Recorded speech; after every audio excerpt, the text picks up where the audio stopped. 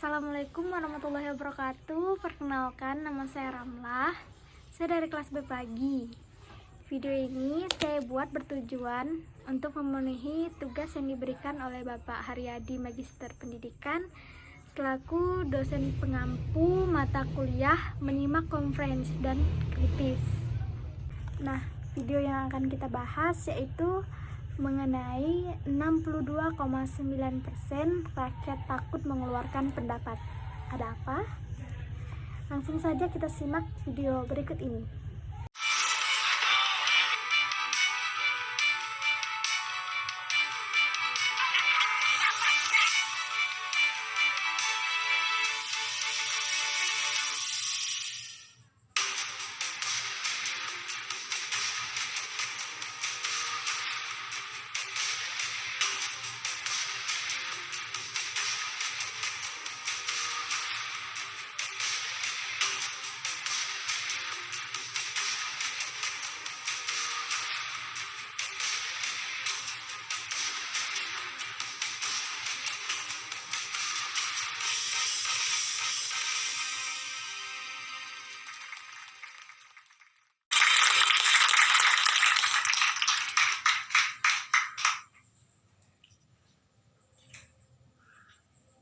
Pemirsa, kita bertemu kembali di Indonesia Lawyers Club.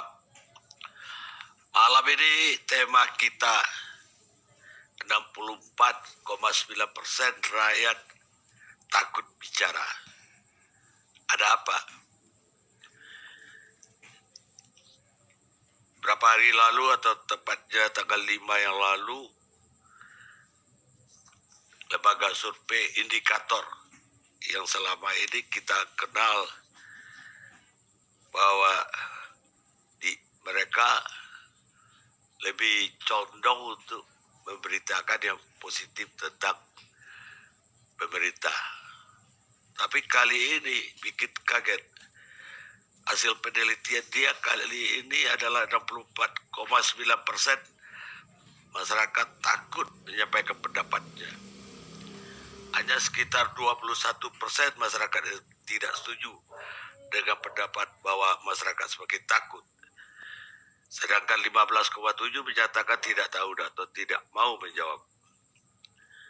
Dan ini menariknya karena baru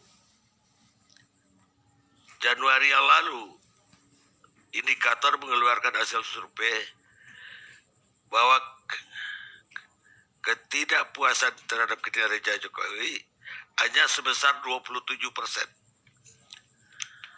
Dan masyarakat yang puas dengan kinerja Presiden Joko Widodo 70,9%.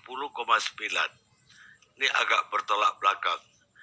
Karena itu kita mengundang peneliti indikator. Sebetulnya direkturnya yang kami undang awalnya, Burhanuddin Muhtadi. Tapi karena berhalangan beliau menugaskan penelitinya, Kennedy Muslim. Ini nama juga menarik, Kennedy Muslim. Dulu Kennedy itu Katolik. Bung Kennedy, apa alasannya mengatakan rakyat takut berbicara? Apa dan apa? Ada apa? Ya, Bung Karni, jadi survei ini kita lakukan yakni dari 11 sampai 21 Februari yang lalu. Jadi ini sebelum ramai isu soal 3 periode dan juga minyak goreng gitu ya. Dan salah satu ya pertanyaan yang kita tanyakan kepada responden yakni soal apakah mereka setuju atau tidak setuju dengan pernyataan bahwa saat ini masyarakat semakin takut untuk mengeluarkan pendapat. Dan hasilnya sangat menarik, kita temukan bahwa 62,9% responden menyatakan setuju dan sangat setuju bahwa masyarakat saat ini semakin takut dalam mengeluarkan pendapatnya gitu. Dan ada 3 variabel di sini yang kita teliti ketika dianalisis dan di breakdown lebih jauh. Ini lebih tinggi angkanya yang menyatakan bahwa masyarakat semakin takut menyatakan pendapat. Sedangkan generasi tua yang mungkin tumbuh besar di sebagian besar hidupnya di era otoritarian Orde Baru justru lebih kecil angkanya yang menyatakan bahwa setuju bahwa masyarakat semakin takut menyatakan pendapat. Ini hal yang menarik gitu. Kedua, tentu basis partisan ya. Kita temukan bahwa basis pendukung Pak Prabowo dan Sandiaga Uno juga ada gap 10% gitu dari mereka yang menyatakan setuju bahwa masyarakat makin takut gitu untuk menyatakan pendapat, meski di angka 65%, sedangkan di basis pendukung Jokowi pun masih mayoritas gitu, 55% gitu. Ketiga, akses terhadap sosial media gitu. Ini kita menemukan bahwa mereka yang lebih sering mengikuti berita sosial politik, baik itu melalui sosial media maupun melalui televisi, menyatakan bahwa masyarakat cenderung semakin takut dalam menyatakan pendapat. Itu hasil survei yang kita temukan di bulan Februari kemarin. Dan juga yang menarik, kita temukan bahwa komitmen terhadap demokrasi sebagai sistem pemerintahan ini yang tertinggi dalam rentang waktu semenjak dari tahun 2012 kita menangkap tren ketika kita menanyakan ke publik bahwa apakah Anda setuju bahwa demokrasi merupakan sistem pemerintahan meskipun tidak sempurna, dan itu saat ini di angka 77% ini yang tertinggi selama 12 tahun terakhir. Jadi ini fenomena-fenomena yang terekam di survei kita yang terakhir.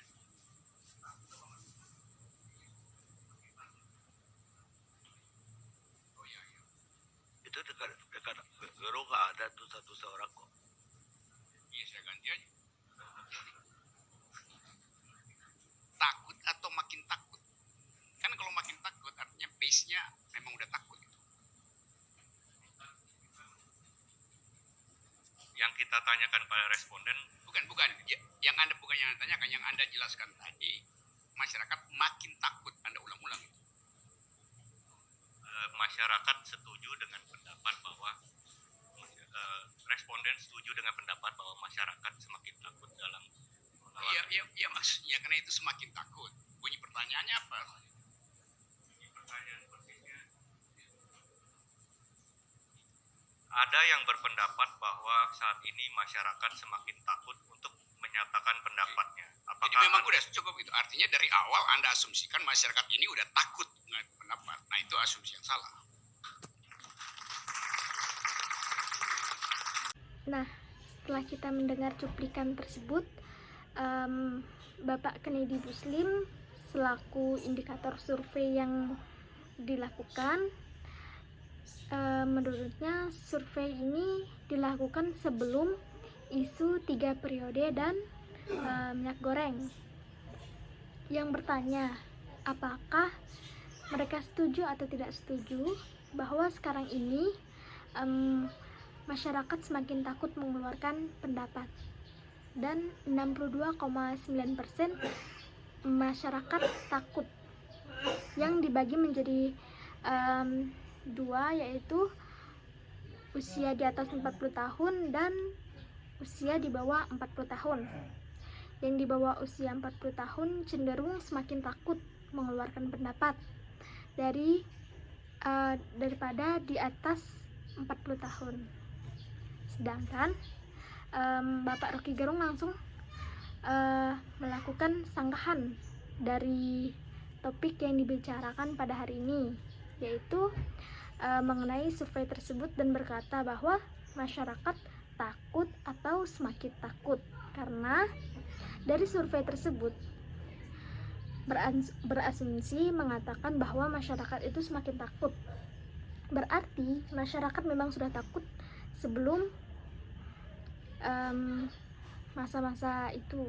Jadi dapat disimpulkan bahwa masyarakat memang takut.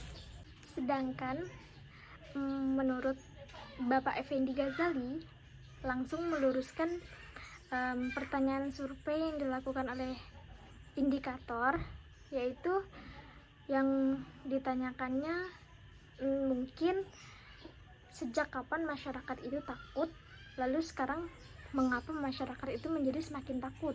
Nah itu yang harus dipertanyakan, karena dalam melakukan suatu survei atau kita merasakan ketakutan, pasti ada penyebab, dan apa yang menyebabkan masyarakat itu menjadi semakin takut. Simpulkan apa yang Anda sampaikan tadi, bahwa ketakutan berekspresi untuk menyatakan pendapat di sini, sebenarnya ketakutan itu justru didominasi lebih pada polarisasi secara horizontal parameternya. Kebebasan untuk bicara dalam parameter horizontal, persoalan suku, persoalan agama, persoalan-persoalan konflik sosial. Memang ada hal yang terkait dengan instrumen negara atau pemerintah. Maksud saya gini, bahwa ketakutan itu tidak bisa kemudian dipersepsikan seolah-olah ada satu hal represif dari kekuasaan untuk membungkam orang berbicara. Tetapi ada polarisasi parameter horizontal yang ternyata itu melanggar undang-undang ITE yang bisa dipersoalkan. Misalnya persoalan agama, berapa orang yang bicara soal agama kemudian dia tersangkut masalah pidana, bicara soal masalah kesukuan. Jadi ada dua hal, Bang Karni. Soal ketakutan tidak bisa kemudian seolah-olah ketakutan ini adalah akibat adanya satu kepentingan kekuasaan atau pemerintah untuk menekan kebebasan berpendapat. Karena ketakutan tadi dikatakan bahwa di pendukung Jokowi pun persepsi demikian juga ada. Jadi polarisasi lebih hal-hal yang menyangkut kebebasan berpendapat, yang menyinggung hal-hal yang menyangkut parameter horizontal, suku, agama, ras, dan kepentingan-kepentingan kemanusiaan lainnya. Ya, tapi indikator tidak memilah-milah sejauh itu. Indikator secara umum saja mempertanyakan. Ya, kalau memang secara umum, kenapa sampai ada ada pernyataan seolah-olah itu ada kebebasan berpendapat yang cantolannya itu ke pemerintah dan segala macam gitu. Jadi maka saya tanya-tanya apakah memang ada poin-poin apa saja yang dinamakan ketakutan itu. Menyambungnya barangkali mengapanya, ya? Mengapa orang semakin takut? Misalnya ada nggak di situ? Kita tidak menggali lebih dalam alasannya. Jadi kita sebatas in the middle of nowhere sebetulnya karena semakin takut. Tapi izin Ratu Karnelias, metodologi. Ada 2 survei dilakukan ya. Saya ingat tanggal-tanggalnya. Kalau yang 62,9% ini semakin takut itu pada 11 sampai 21 Februari. Betul ya? Dengan jumlah responden 1.200, berarti plus minus 2,9. Disitulah kemudian tabayun atau menyelesaikan persoalan hal yang menyangkut kebebasan berpendapat di muka umum melalui media sosial itu ada diskresi khusus untuk menyelesaikannya. Maksud saya begini, Jokowi juga tidak anti. Takut pada siapa dan tentang apa? Takut pada apa dan pada siapa? Kan itu yang mesti dijawab. Itu nanti mengerucutkan situ. Parameter apa yang menyangkut ketakutan itu dilihat dari aspek antara negara, pemerintah, dan masyarakat, dan ketakutan parameter apa yang itu merupakan polarisasi antar masyarakat sendiri karena berbagai faktor kebebasan pendapat yang membawa si A, si B, si C masuk dalam ranah pidana. Ini yang saya kira perlu dipertajam. Ketakutan pada parameter apa saya kira?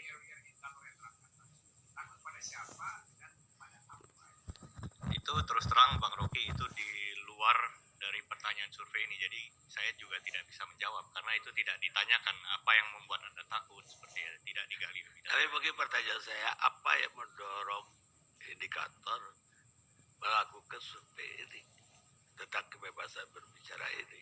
Sebenarnya ini merupakan data tren juga ya Bang Karni, karena kita di tahun 2020 di awal-awal pandemi di bulan sekitar pertengahan 2020 kita pernah menanyakan pertanyaan serupa, namun saat itu karena situasi pandemi kita menggunakan metode survei telepon gitu, jadi hanya kepada pengguna handphone itu kan 70% dari masyarakat Indonesia, dan ya relatif lebih berpendidikan asumsi kita karena udah terkoneksi dengan smartphone.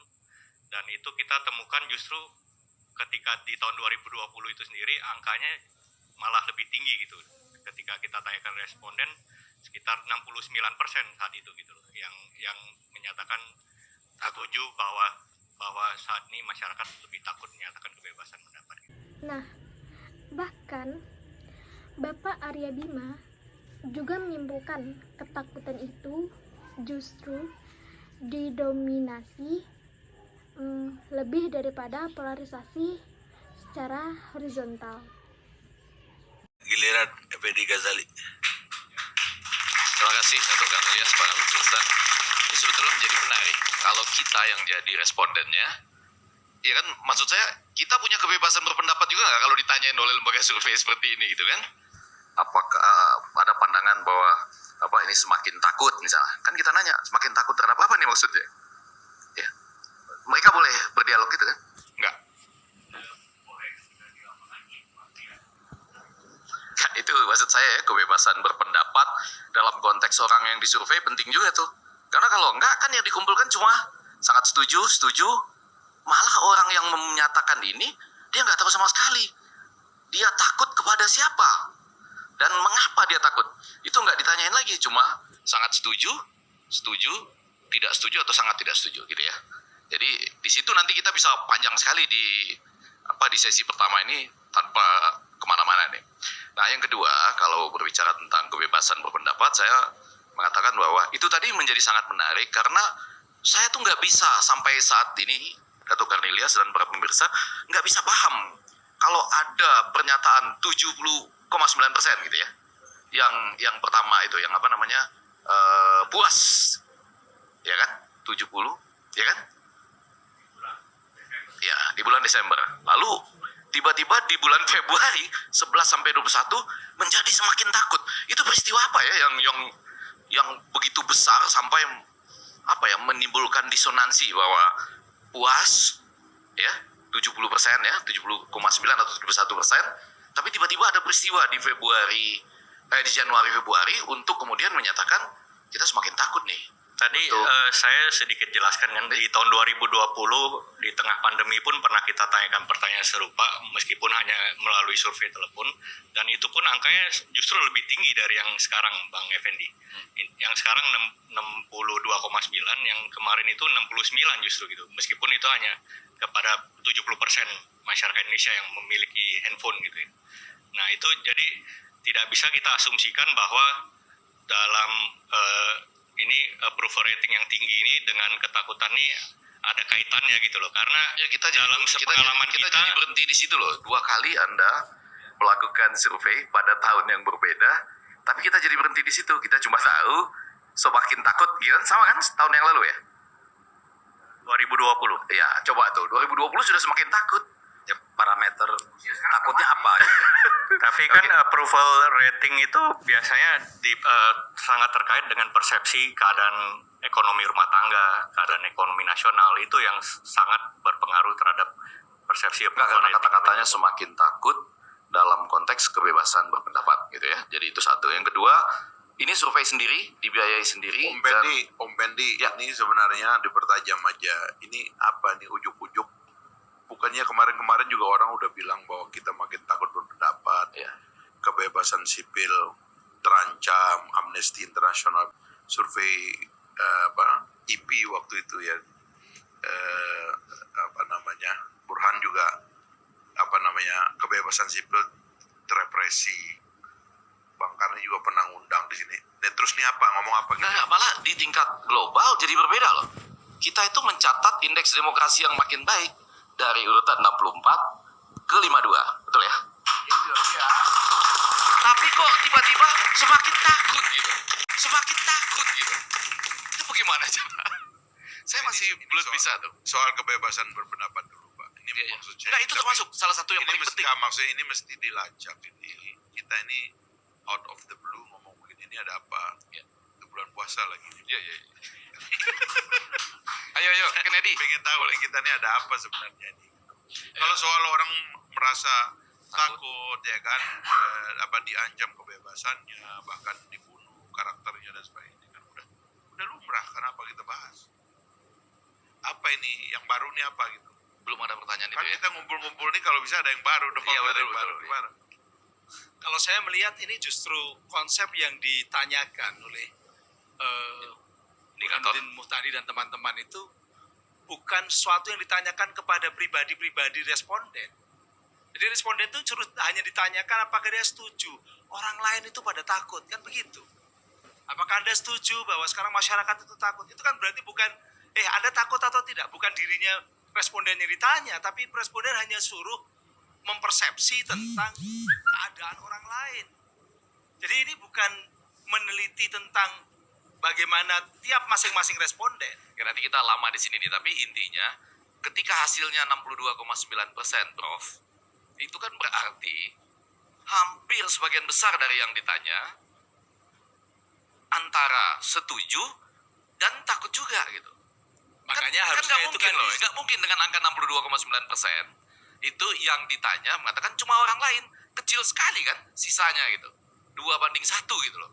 Itu maksud saya. kalau penelitian kualitatif biasanya kan kalau orang menyatakan bahwa saya sangat takut, kemudian dicek triangulasi dengan track record dia, bagaimana ucapan-ucapan dia di media, bagaimana perilaku mereka di media sosial. Kalau orang seperti Rocky mengatakan dirinya takut, itu kan sudah bohong. Oh dia ngomongnya sangat luar biasa, maksudnya nggak pernah takut kan? Artinya Saya bukan bagian dari 62%, tapi yang jadi soal sekarang kenapa sampai 62%? 62,9. ya Makanya kan makanya begitu. itu karena dia menilai orang lain, bukan mengukur dirinya Oh sendiri. enggak, kalau gitu kita Iya, beda. tapi 62% itu signifikan karena itu Ya kan, dibicarakan. 2:1.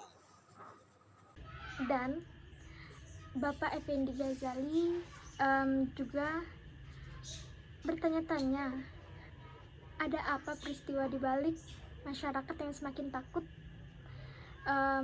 mengeluarkan pendapat hingga 62,9%. Bahkan hal ini di luar dari ekspektasi masyarakat. Kenapa bisa sampai 62,9%? Pastinya di balik hal tersebut pasti ada peristiwa yang terjadi sehingga membuat masyarakat itu semakin takut. Dan hal ini ada apa di balik 62% itu? Dan mungkin saja yang mengatakan sangat setuju dan setuju, bisa saja mereka takut untuk menyampaikan pendapat mereka yang membuat mereka mengatakan mereka itu setuju atau sangat setuju. Dari tadi nyebut undang-undang ITE yang harus diganti. Nah itu salah satu yang menyebabkan orang takut mengeluarkan pendapat. Apa sudah diagendakan DPR? Ya seharusnya saya kira dalam waktu dekat ini ya dibicarakan dan kemudian direalisasikan untuk revisinya. Saya kira ini juga bagian yang nanti harus kita tanyakan. Saya juga akan menanyakannya langsung. Apakah memang dari pemerintah sudah ada untuk usulan revisi tersebut atau baru tahap lisan, atau itu bisa menjadi inisiatif dari DPR atau dari unsur masyarakat lain. Karena itu udah dari tahun lalu bahwa Ya, itu perlu direvisi. Ya, saya kira udah ada statement soal itu dan saya kira kita mendukung statement itu karena ada pasal-pasal, bahkan sebenarnya ini pasal-pasal itu dalam prakteknya dijadikan pasal-pasal karet. Ini ada sejumlah pasal, saya lupa ya, tapi seingat saya ada 27, 28, 29 dan mungkin ada beberapa pasal yang lain. Profesor Henry yang baik. Assalamualaikum warahmatullahi wabarakatuh. Bang Karni, teman-teman semua. Ini dari tadi saya melihat memang banyak sekali konten yang ironi ya. Di satu sisi tadi di penelitian yang meneliti tentang kebebasan, tetapi yang ditanya bukan dirinya. Tadi kalau pertanyaan Bang Karni pada Fadlizon tadi kan jelas, Anda akan semakin berani atau semakin takut, itu dirinya yang ditanya. Ini bertanya kepada responden, tapi responden supaya menilai orang lain. Apakah masyarakat semakin takut atau tidak? Ini berbeda ya. Ini berbeda antara ketika orang ditanya dirinya sendiri dengan orang ditanya tentang orang lain. Itu berbeda dalam konsepsi ilmu sosial berbeda. Karena apalagi ketika kemudian ukuran ini kan yang namanya Likert, setuju, tidak setuju, sangat setuju. itu kan likat itu mengukur sikap. Sikap itu selalu harus ada objeknya. Harusnya harus ada pertanyaan lanjutan tentang objek. Jadi kenapa takut? Takut dengan apa? Kalau tidak ada kejelasan objek, akhirnya kemana-mana. Ada yang takut kepada undang-undang ITE, ada yang takut mungkin benar, tapi karena nggak dieksplor ke sana jadi tidak jelas. Ada yang takut karena dibully oleh kelompok lain yang berbeda. Ada yang takut karena tadi self censorship. Ini yang mana yang mau ditanyakan, itu yang mana? Ini menjadi kurang jelas. Sampai tadi Effendi Ghazali berkali-kali, saya 2 kali ketemu Effendi Ghazali di sini, selalu mengatakan bahwa ILC ini juga takut atau terkekang dalam kebebasannya karena nggak muncul live di TV One. Saya dapat info dari orang dalam juga TV One. Ini mungkin perlu klarifikasi. Sekali-sekali saya tanya ke Bang Karni, apakah betul yang melarang itu pemerintah atau Kominfo? Atau dari dalam TV One sendiri? Ini nanti aja, nanti jawabnya nanti saja. Karena saya dapat info seperti itu, supaya clear lah masyarakat supaya tahu. Nah, selain itu, Bapak Fadlizon menurutnya masyarakat memang semakin takut untuk mengeluarkan pendapat, mau lisan maupun tertulis, baik itu di sosial media maupun di WA Group. Hal tersebut sangat terasa sekali dari waktu ke waktu, dan beliau juga berharap bahwa Undang-Undang ITE yang harus dikoreksi karena dapat menyebabkan terjadinya pasal karet, tapi juga budaya. Demokrasi kita harus dihidupkan kembali. Kalau mau melihat masyarakat atau bangsa kita bangkit kembali. Nah, betul sekali apa yang dikatakan oleh Profesor Hendy Subiakto, yaitu menurutnya survei ini berbeda sebab meneliti tentang kebebasan berpendapat, tapi bertanya kepada responden. Tapi responden itu supaya menilai orang lain, namun tidak menilai dirinya sendiri. Apakah masyarakat itu semakin takut atau takut? Hal ini berbeda antara orang lain yang ditanya dirinya sendiri dengan orang yang ditanya tentang orang lain. Dan menurutnya harus ada pertanyaan lanjutan seperti objek yang dibahas. Pemirsa, kita lanjutkan diskusi kita. Sekarang giliran Teddy Kusnaidi, pengamat kebijakan publik. Ya, terima kasih Pak Karni. Ya. Jadi kalau bicara mengenai kebebasan berpendapat, kalau saya ditanya oleh setara ya, indikator, maka saya akan menjawab bahwa saya tidak takut. Karena menurut saya kebebasan berbicara itu bukan menghina, memfitnah. Nah, yang terjadi memang sekarang ini adalah kenapa orang takut kalau saya lihat dari survei itu, yang tidak menjelaskan detailnya ya. Artinya orang memang takut untuk berbicara karena mereka menganggap kebebasan berbicara itu seperti memfitnah dan memaki. Ya, ini sudah dicontohkan oleh para tokoh-tokoh. Ya, di mana-mana sekarang kalau kita baca media itu banyak sekali bahwa ada si ini bicaranya menyerang ini, memfitnah dan segala macam. Tapi faktanya, ya, mereka yang memfitnah dan segala macam itu, kalau kita ambil persentasenya yang dipidana akhirnya itu sangat kecil, dan itu pun memang tidak ada hubungannya dengan pemerintah. Ya, selalu saya pernah mencontohkan waktu di LC kemarin itu, misalnya soal JRX ya, itu di mana-mana di framing bahwa seolah-olah pemerintah anti kebebasan berbicara, padahal dia kan bermasalah dengan IDI waktu itu, termasuk yang sekarang juga siapa Ferdinand ya, dia tidak ada bermasalah dengan pemerintah. Makanya saya bilang masyarakat itu takut karena melihat contoh begini loh, sebenarnya kebebasan berpendapat itu seperti itu. Makanya mereka mencontohkan Bang Rocky Gerung misalnya dan teman-temannya yang memang kalau berbicara nyerempet-nyerempet. Masyarakat itu akan melihat bahwa oh ini kebebasan berbicara. Nah, kalau kita mau trace lebih dalam lagi, saya bilang. Kita lihat di sekeliling kita. Kita pasti di perumahan kita itu pasti ada grup WhatsApp ya. Grup WhatsApp itu yang paling terkecil lah kita lihat. Di sana itu begitu banyak penyebaran fitnah dan segala macam yang terjadi sampai saya akhirnya keluar dari grup-grup itu dan saya tidak ada grup karena saya melihat bahwa ini sudah tidak sehat. Antar tetangga akhirnya bisa saling ribut. Leadership tentunya gitu. Menurut saya semua kecemasan ini harus dibalikkan kembali. Pemerintahan ini masih punya umur 2,5 tahun, harus dia menciptakan musim tentang kebebasan, ya, tentang keberanian orang untuk berpendapat dan mengambil inovasi yang terbaik supaya demokrasi dan kehidupan masyarakat kita tambah baik. Saya kira itu yang lebih saya ingin katakan, Bang Karni. Sebab kalau soal orang cemas, orang takut, memang dari dulu udah begitu, ya kan? Bung Fadli ini udah laporin berapa orang nggak diproses-proses, anggota DPR nggak jelas juga. Itu Bang Karni, terima kasih. Assalamualaikum warahmatullahi wabarakatuh. Teddy Gusnedi juga memaparkan bahwa menurutnya kebebasan berpendapat itu bukan menghina, bahkan memfitnah orang lain.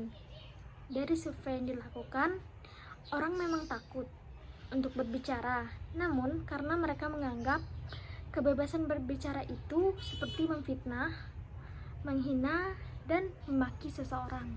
Nah, dari hal tersebutlah yang membuat seseorang itu menjadi takut dalam mengemukakan pendapat. Bahkan Bapak Fahri Hamzah juga mengatakan bahwa semua kecemasan ini harus dibalikan kembali karena pemerintahan ini masih 2,5 tahun lagi, sebab Presiden harus menciptakan tentang kebebasan, keberanian orang lain untuk berpendapat, serta mengambil inovasi yang baik supaya demokrasi di Indonesia ini dalam masyarakat semakin membaik. Apa tadi? Filosof atau giliran filosof Rocky Gerung.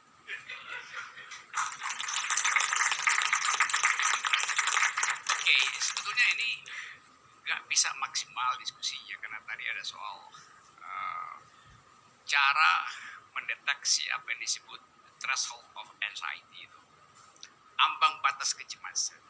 Jadi sebetulnya ini teknik yang ada di dalam cara survei untuk TikTok aja, nggak langsung nanya pada orangnya tuh, Anda cemas kenapa ya? Karena saya duga indikator tahu bahwa orang tidak mungkin ngaku dia cemas, itu dia muter pakai orang ketiga untuk bertanya keadaan orang pertama, kan itu intinya. Atau sebaliknya, nanti begitu indikator punya data, kalau dia bikin wawancara langsung, Anda cemas apa enggak? Nanti datanya itu diambil alih oleh Pak Luhut sebagai big data tuh. Jadi dia muter, dan itu teknik yang bagus sebetulnya tuh. Di dalam teori intelijen, mending pakai orang ketiga untuk mengetahui pikiran orang pertama tuh. Kan itu technically, methodologically, teknik gitu. Tapi saya bisa ambil konsekuensinya tuh. Kalau ternyata 62%, setengah lebih orang cemas terhadap atau tidak berani mengucapkan pikiran itu apa konsekuensinya bagi demokrasi tadi yang terangkan oleh Fahri? Atau dia jadi pasif dan gak mau berpartisipasi karena dia udah terhalang secara mental? Ya udah, saya nggak mau ngomong deh. Rugi bagi demokrasi itu. Itu artinya oposisi tidak mungkin mengucapkan sesuatu yang justru sebagai balancing untuk assessment policy. Kan dirugikan pemerintah kan, karena nggak ada suara jujur, orang pasif aja. Atau sebaliknya, orang nekat. Kalau saya bilang misalnya Pak Karni takut pada istri, itu artinya ada sesuatu kesalahan pada Pak Karni. Ini misalnya ya. Ya itu. Kalau saya bilang saya takut pada Ibu Mega, bukan saya takut karena saya hormat pada Ibu Mega. Lain posisinya tuh. Takut pada Tuhan, saya submisif. Saya merendahkan diri pada Tuhan. Tapi kalau takut pada presiden, apa alasannya? Satu-satunya alasan adalah beliau bengis. Beliau tega. Yang takut sama presiden siapa? Kita dalam konteks ini ya kita bicara ya. Iya, saya dalam data itu. Ya kenapa Anda mesti tanya sesuatu yang tidak saya ucapkan? Pada siapa? Saya bilang kalau takut pada Presiden Putin misalnya, atau Presiden Wakanda, Oke, karena dia bengis. Rocky Gerung takut menyebutkan Jokowi. Terima kasih Anda sudah sebutkan. Sebutkan saja. Oke. Itu pertanda bahwa saya masuk di dalam satu konsekuensi. Anda tidak punya kemampuan untuk mengedit bahasa ketika Anda ada dalam kekuasaan. Saya hanya memperlihatkan bagaimana sense ini memang betul yang dideteksi indikator. Bahkan saya takut mengucapkan nama Jokowi sekarang. Oke, berarti jelas ya. Rocky Gerung takut mengucapkan itu. Bukan saya takut, karena saya mesti terangkan kenapa saya takut pada kekuasaan yang Oke, sebetulnya nggak coba boleh. jelaskan. Oke, saya pelan-pelan lagi ulangi. Kalau saya takut pada kekuasaan, itu artinya kekuasaan itu otoriter. Semua orang takut pada Soeharto, tapi pada satu threshold ketakutan itu berubah menjadi perlawanan. Jadi yang kita sebut sebagai rasa takut itu sebetulnya fungsinya dua, mengamankan diri saya supaya tidak terjebak kepada sesuatu yang tadi uncertainties. Kalau saya lagi naik gunung, saya lihat ada gambar bergerak-gerak, saya mesti berhenti karena saya cemas.